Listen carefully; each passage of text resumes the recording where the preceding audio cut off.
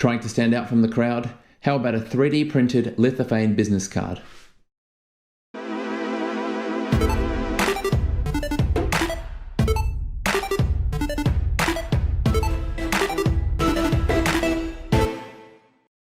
This is a lithophane.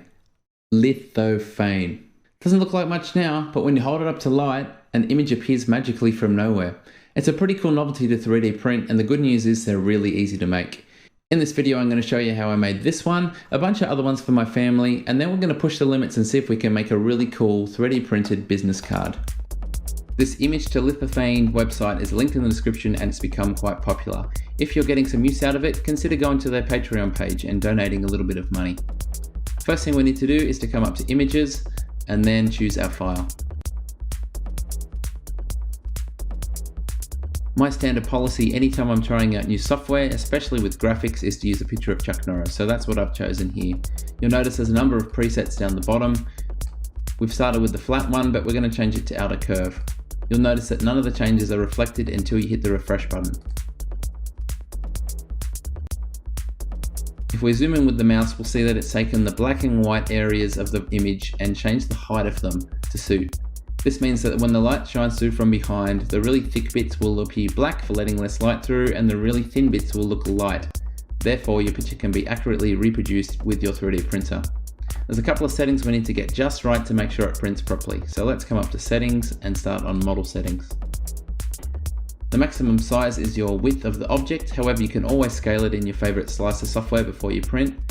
The thickness and the thinnest layer I experimented with a little bit, but I found it best just to leave them on the default setting. The option for a base and a stand is something I used on my small rectangular ones just to help them stand up, because these need to be printed vertically away from the bed, not lying down flat.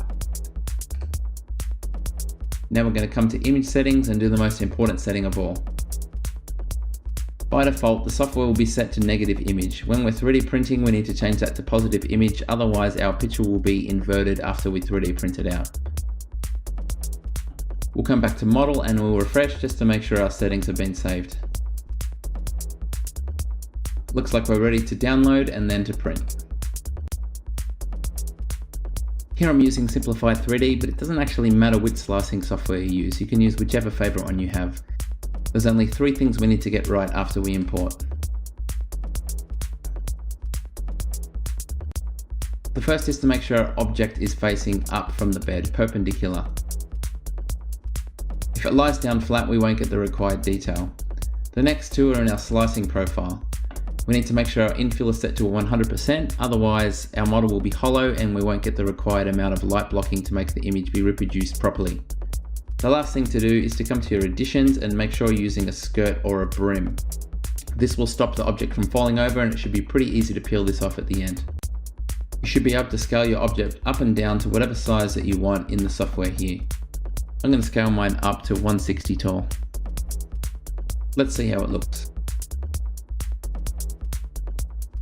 You can see we've got our brim down the bottom to prevent it falling over, and apart from that, everything's looking great.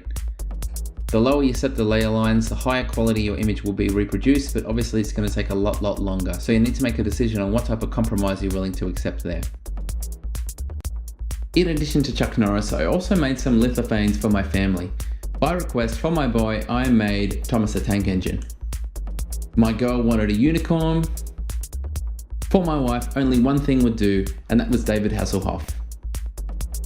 We've got the novelties out of the way, so let's move on to the business card. I've made my business card image in Photoshop in black and white. The image size that you want is 3.5 inches by 2 inches tall. I'll take you through the layers one by one so you can see how I did it. The base layer is a brushed metal effect. If you don't want to bring in a picture, you can achieve this pretty easily by adding some noise from the filters, a motion blur from side to side, and then desaturating it. The next layer I added was just some simple black and white brushing, but I've turned down the opacity to make sure I can see the brush metal effect through from the bottom. After that, I have a simple text layer for my name, and then I imported my channel name vector from Illustrator to keep it exactly how it should be. Finally, we have my logo, which to make a little bit more dynamic, I've made oversized so it overlaps the edges, and I've also turned down the opacity quite low so I get a ghosted effect here and it doesn't clash with the text. I'm really hoping that I can see this gradient of color going across, and when the person holds up the business card to the light, they're really impressed by the detail. Once you're done, you can save it as a JPEG and bring it into the software.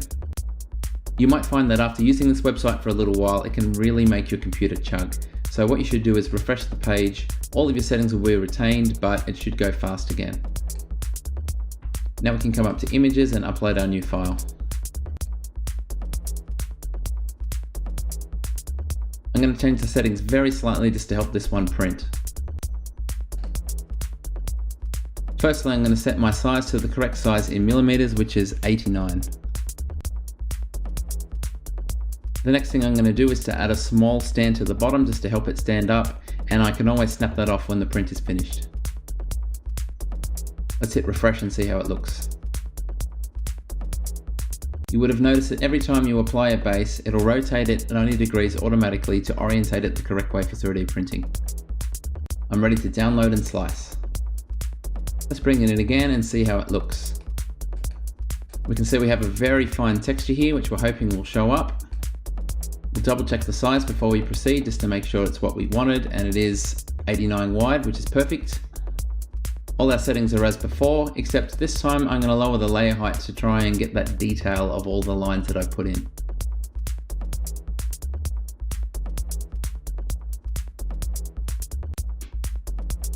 Excellent, let's save it and print. The file is made, the printer is set up with a camera on it. I'm going to stick this light behind it. Let's see how this looks.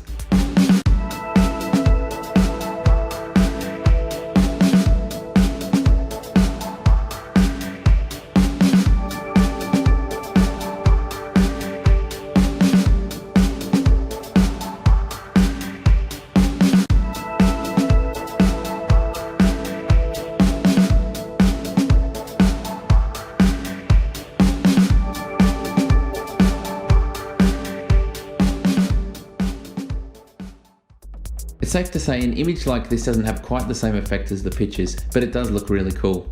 The good thing about this type of design is it still looks really good even before you shine a light through. The reproduction of the brush metal effect and the gradient weren't quite up to par, not to say that this thing still doesn't look really cool in its own right. The real question is, are you willing to wait up to 2 hours per business card just to stand out from the crowd? I'll leave that decision up to you. See you next time. G'day, it's Michael again. If you like the video, then please click like. If you want to see more content like this in future, click subscribe and make sure you click on the bell to receive every notification. If you really want to support the channel and see exclusive content, become a patron. Visit my Patreon page. See you next time.